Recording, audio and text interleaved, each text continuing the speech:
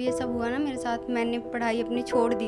Machine में चारा काटते वक्त हुआ था। भट्टे पे ही रहते हैं, बारिश आ जाती है तो घरों में पानी चला जाता है। जब तक तो लाइट देंगे, क्योंकि उन मालिकों को काम निकलवाना होता है। तुम कैसे कर पाओगे बच्चे, एक हाथ तो है और ऊपर से राइट हैंड ना होकर आपका लेफ्ट हैंड है। आंखों से रो के आंसू नहीं रुक रही थी। खाना बनाना काम है लड़कियों का, खाना ही बनाएंगे, बर्तन ही धोएंगे। भट्टे पे रहने ही नहीं दूंगी पापा को। ताने ना हो ना तो आदमी का, इंसान का आगे बढ़ने का दिल नहीं करता।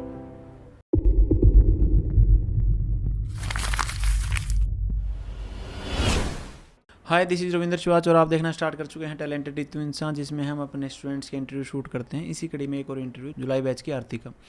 जी दीदी बताएं, कहाँ से बिलोंग करते हैं आप? मैं लाडवा से हूँ। लाडवा कुरुक्षेत्र? हाँ, लाडवा कुरुक्षेत्र। उसमें कहाँ से?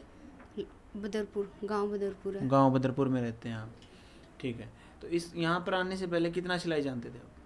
सिलाई बस सिंपली सूट वगैरह सिलती थी, यानी कि मैं अगर करती थी तो महीने में 4 से 5 हज़ार तक कमा लेती थी। 4 से पर 5 हज़ार रुपये? हाँ, उसी में बच्चों को ट्यूशन वगैरह भी देती थी, ताकि मैं अपना खुद का खर्चा खुद अरेंज कर सकूं। फैमिली वालों का सपोर्ट नहीं लेती थी, अपने खुद का खर्चा खुद ही करती थी मैं। समझा नहीं मैं। बच्चों को आप ट्यूशन भी पढ़ाते हैं, सिलाई भी करते हैं? सिलाई भी करती थी और घर के काम वगैरह सब करती थी, कॉलेज भी जाती थी। और जो आप पीछे जा रहे थे, जब यहाँ पे बैच चल रहा था आपका, कि कह रहे थे आप कि मुझे वो मिलेगी सरकार की तरफ से, कुछ मदद मिलने वाली, तो मिली आपको? नहीं, वो आया था, फिर मैं गई नहीं। हैंड मिलने वाला था तो मैं वहाँ पे जा ही नहीं पाई। अच्छा, लेने के लिए। अभी ये बचपन से आपका कि बाद में कोई हादसा हुआ आपके साथ? ये मेरे साथ सन 2017 में मशीन में चारा काटते वक्त हुआ था। तो जिस टाइम मतलब ये सब हुआ ना मेरे साथ, मैंने पढ़ाई अपनी छोड़ दी थी 8th क्लास में ही।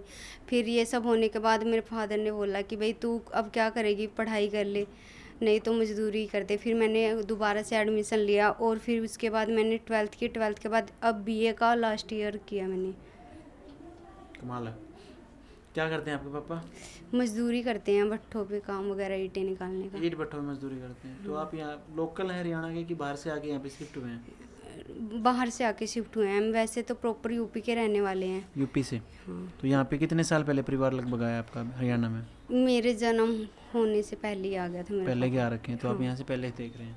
तो जो ईंट भट्ठों पे जो मजदूर काम करते हैं, उनके बच्चे तो ज़्यादातर अनपढ़ होते हैं, जैसे मैंने देखा है। हाँ। क्योंकि हमारे यहाँ भी भट्ठे हैं, तो मैंने देखा कि ज़्यादातर बच्चे पढ़ते नहीं हैं।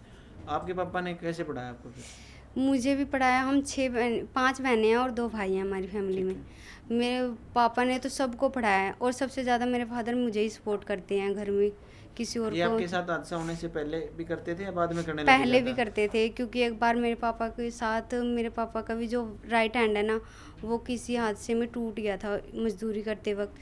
तो हमेशा अपने पापा के साथ, मैं बचपन से ही बाहर भी जाती थी पापा के साथ। मेरे ईंट वगैरह जैसे उतारने जाते थे, साथ में जाती थी पापा के साथ, करती थी बचपन से ही।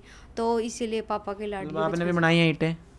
हाँ, नहीं ईंटें नहीं बनाई हैं, वैसे जैसे कि करते नहीं है, ट्राली से ईंटें उतारते हैं कहीं जो जाके। काम करवाया आपने? हाँ, पापा प्रॉपर के जो साथ मजदूर बचपन काम के साथ ही। बचपन से करवा रहे हैं आप? हाँ। अब भी करवाते हैं? नहीं, अब नहीं करवाती मैं। अब तो मैं सब घर का सारा काम करती हूँ, ओनली पढ़ाई वगैरह और स्टिचिंग करती हूँ। तो जब आप यहाँ पे सिलाई सीखने आए, तो उससे पहले आप गांव में रह रहे थे कि भट्ठे, जो भट्ठा मजदूर रहते हैं भट्ठे पे, वहाँ रह रहे हो? भट्ठे पे ही रहते हैं। भट्ठे पे रहते हो? हाँ। जो छोटे छोटे सी झुगिया सी होती है? हाँ, छोटे छोटे मिट्टी के कमरे होते हैं, ईंटों तो के। उसमें इतने लोग आप कैसे सर्वाइव करते हैं? आप तो कई भाई बहन करना हैं। पड़ता है, हम करते हैं वहीं पे। और बाकी भाई बहन हैं जो पढ़ाई करते हैं। मम्मी पापा मजदूरी करते हैं। मम्मी पापा ही मजदूरी करते हैं? और हाँ। मजदूरी नहीं करता कोई भी? कर नहीं, और सभी स्टडी कर रहे हैं। और सभी स्टडी कर रहे हैं? सरकारी स्कूल से ही कर रहे होंगे? हाँ, सरकारी स्कूल से कर रहे क्योंकि हैं। प्राइवेट में तो फिर इतनी मजदूरी तो है नहीं। कितने पैसे कमा लेते होंगे मम्मी पापा आपके? ठीक ठाक ही कमाते हैं? मजदूरी ठीक में कहाँ ठाक, ही पैसे मतलब बचते हैं? हाँ। अच्छा, वो कैसी लेबर है? जो कच्ची ईंटें बनाते हैं या कच्ची ईंटें बनाते कच्ची ईंटें बनाते हैं मिट्टी से? हाँ। ठीक है, ओके। फिर उसका आपके हिसाब होता है हर 15वें दिन शायद, जहाँ हाँ, तक मैं जानता हूँ। 15वें दिन होता 15वें दिन है। पैसे मिलते और हैं। कई बार ऐसा होता है कि मालिक पैसे भी नहीं देता है, फिर उसमें खर्चा निकाल पाना भी बहुत मुश्किल हो जाता है। आप सबसे बड़े हैं? सबसे बड़ी मैं हूँ। आप सबसे बड़े हैं, तो मतलब और भाई बहन आपके काफ़ी छोटे छोटे काफ़ी। हैं। भाई तो 12th क्लास में है। भाई 12th क्लास में, ठीक है। तो आप मुझे एक चीज़ बताएं, अब आप यहाँ पे आए, लगभग आपका खर्चा भी होगा 60-70 हज़ार रुपये तो 3 हाँ, महीने हो में। गया भैया। तो ये कैसे मैनेज किया आपने? पापा ने किया है जो किया है सब यहाँ पे। अब आने के बाद वो मुझे पता ही नहीं लगने देते इस बात का। एक बहन हमने गोद भी ले रखी है। अच्छा, पहले आप 7 भाई बहन हैं, गोद भी ले रखी है? हाँ। क्या कमी रह गई थी इतने बच्चे होने के बाद वो ये ऐसा हुआ था कि वो मामा की लड़की है, मामी को कैंसर था, उनका बर्थ होते ही ना मामी जी तो एक्सपायर हो गई। उसके बाद फिर मम्मी और को मैंने बोला कि उनको ले आओ यहीं पे, हम ही कर लेंगे उनका पालन पोषण। आप तो सिर्फ 2 लोग कमाने वाले हैं और आप परिवार में होगे 10 आदमी, 9 7 है, बच्चे, 9 7 बच्चे से उसी समेत 7 बता रहे हो आप। नहीं, उस लड़की को लेके 9 मेंबर हैं। उस लड़की को लेके 9 मेंबर हैं, तो 9 मेंबर का कैसे काम चलता है? अब जब कर रही हैं तो बाकी सब मतलब जो हो आप जाता पैसा है। कमाते हो वो भी उसी में लगता है फिर तो टोटल की टोटल। हाँ, ठीक है, अभी आप यहाँ पे आए, क्या सोच के आए आप? सोचा था कि यहाँ पे जाएंगे कुछ कर लेंगे, जो घर की स्थिति है वो सुधर जाएगी, बदल जाएगी। यहाँ आज इस टाइम आई थी, सब मना कर रहे थे, तुझे तो आती है, तू इतना तो कर लेती है और सीख के क्या करेगी। अच्छा, जो आपके क्लाइंट हैं, अगर मैं प्रॉपर बात करूँ, जो आपके क्लाइंट हैं जिनसे आप 2-4 हज़ार 5 हज़ार 7 हज़ार जो भी कमा रहे थे, वो भट्ठे मजदूर हैं जो वही हैं? गांव से आते थे वो मेरे पास टीचिंग गाँव कराने। से आते हैं, ठीक है, फिर तो फिर भी ठीक है, क्योंकि जो भट्ठा मजदूर पे काम कर रहा है उसकी तो पेइंग कैपेसिटी नहीं है उतनी। अगर मान के चलो जो मैम वाली ड्रेसेस आपने मान के चलो अभी जो आपने पहन रखी है, आप इसी की बात करेंगे ना, तो जो भट्ठे पे मजदूरी कर रहा है वो ये पे पहनेगा उस ड्रेस को, पहली बात ना वो इसकी सिलाई दे पाएगा। ठीक है, तो अगर गांव से आ रहे हैं तो अच्छी बात है। ठीक है, पढ़े लिखे आपने बताया कि आप BA पास हैं। BA पास है। ठीक है, आपके पापा की ये बात भी सबसे अच्छी है कि वो खुद मजदूरी करते हैं, उसने नहीं सोचा कि मेरे बच्चे कम से कम मजदूरी ना करें फ्यूचर में।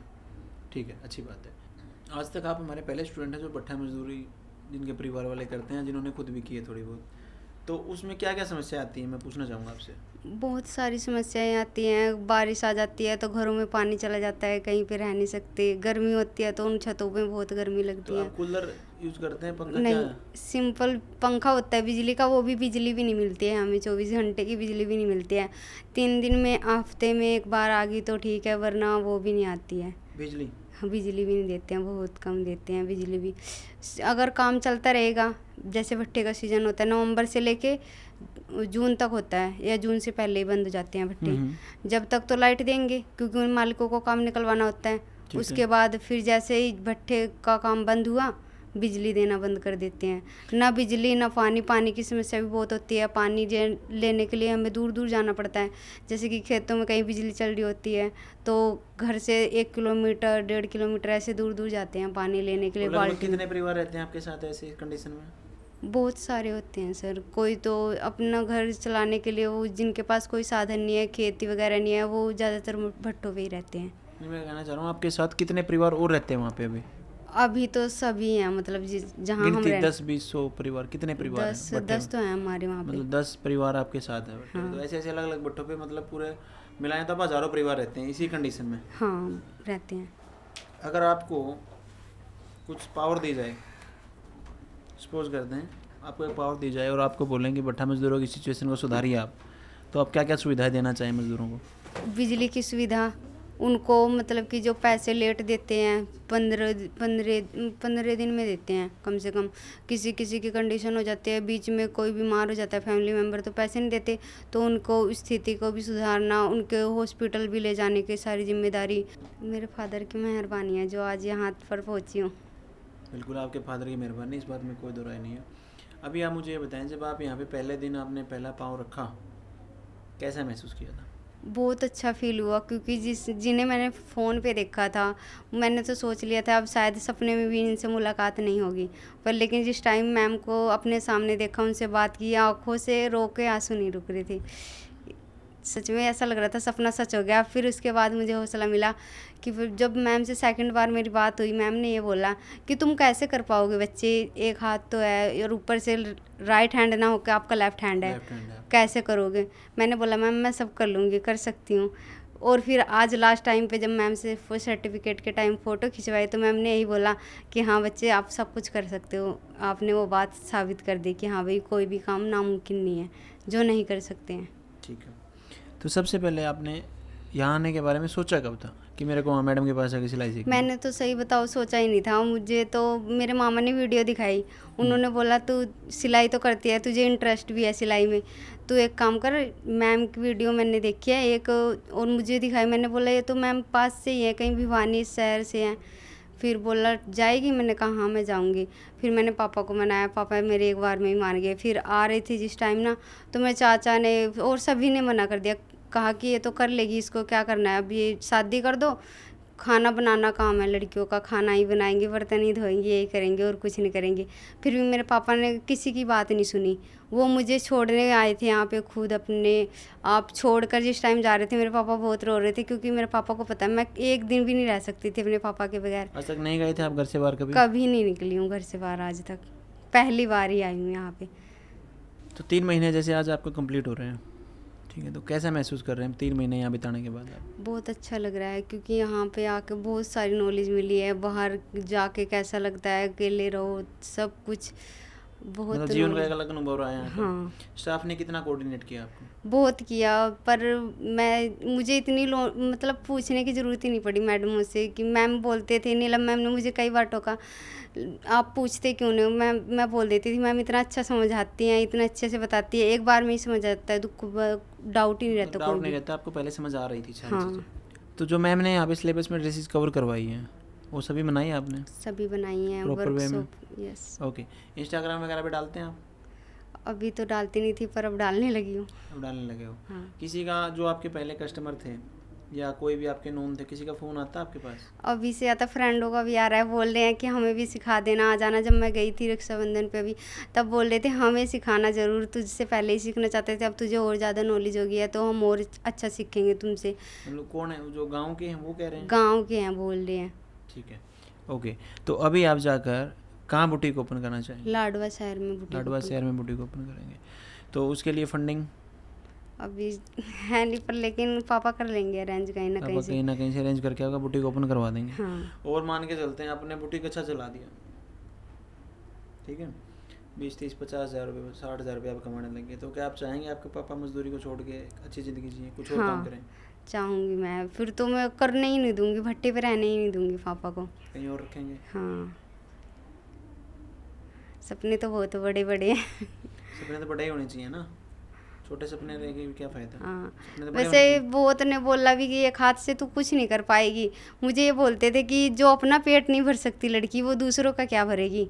यहाँ तक कि मम्मी भी कई बार गुस्से में आके ये बोल देती थी कि तू अपना नहीं पेट भरेगी, दूसरों का कैसे भरेगी।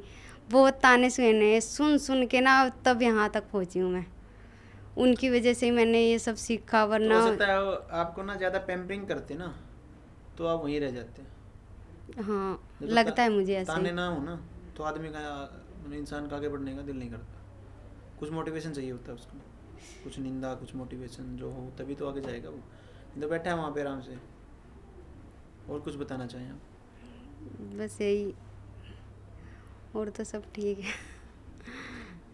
तो ये थे हमारे जुलाई बैच के स्टूडेंट आरती, जो उनके पापा एक भट्ठा मजदूर है और एक हादसे में इनका राइट हैंड कट गया था। उसके बाद भी इन्होंने हार नहीं मानी और 8वीं क्लास में थे उस टाइम पे ये, और अब ये बीए फाइनल ईयर में है और अच्छा खासा काम कर रहे हैं। और इनका सपना है कि एक दिन इनके पापा को ये भट्ठा मजदूरी से हट के कुछ और काम करवाएं और इनका बुटीक बहुत अच्छा चले, और ये लाडवा में जाके बुटीक ओपन करेंगे। आशा करते हैं इनका बुटीक बहुत अच्छा चले और इनका भविष्य बहुत ही शानदार हो। थैंक यू दीदी। Thank you sir.